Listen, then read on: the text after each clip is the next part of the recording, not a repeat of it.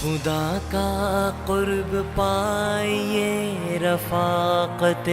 رسول بھی، کفالت یتیم سے بہشت کا حصول بھی، خدا کا قرب پائیے رفاقت رسول قریب علاقے میں موجود ہیں جہاں پہ سیلاب نے بڑی تباہ کاریاں کی تھیں۔ الخدمت فاؤنڈیشن نے اس ایریا میں 46 گھر بنائے ہیں اور اس کے اطراف میں اور بھی گھر مکاناتوں کی تعمیر ہو چکی ہے۔ اور اس وقت میرے ساتھ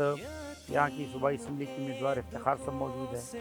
الخدمت فاؤنڈیشن کی صوبائی صدر خالد وقاص صاحب موجود ہے اور الخدمت کے ضلعی صدر عبداللطیف صاحب موجود ہے۔ تو میں علاقے کے عوام کی طرف سے ان کا شکریہ ادا کرتا ہوں اور اس علاقے میں انشاءاللہ مزید بھی تعمیری کام اور پودوں کی لگائی کا جو کام ہے وہ بھی انشاءاللہ خدمت کرے گی۔ الخدمت فاؤنڈیشن نے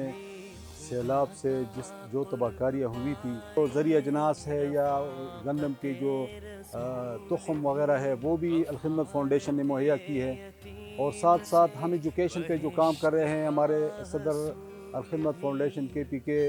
خالد وقاص صاحب نے جو اعلان کیا، اس کے ساتھ ساتھ چونکہ یہ پسماندہ علاقہ ہے،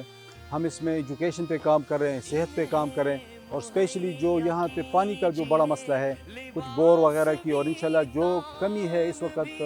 پانی کا جو کمی ہے اور لوگوں کو مشکلات کا سامنا ہے، اس میں مزید بھی ہم انشاءاللہ پانی پہ کام کریں گے اور لوگوں کے لیے جو سہولیات ہوں گے انشاءاللہ ہم مہیا کریں گے۔ پورے پاکستان میں تعمیری وطن پروگرام کے اس طرح کے مکانات، کمرے جہاں پر باتھ روم بھی اس کے ساتھ ہے اور دیگر گھروں کی دیواریں بھی انہوں نے کے لیے تعمیر کی گئی ہے۔ ہم ان تمام ڈونرز کے، الکوثر فاؤنڈیشن کے اور دیگر تمام ڈونرز کے مشکور ہے کہ جن کی تعاون کی وجہ سے یہ ممکن ہو سکا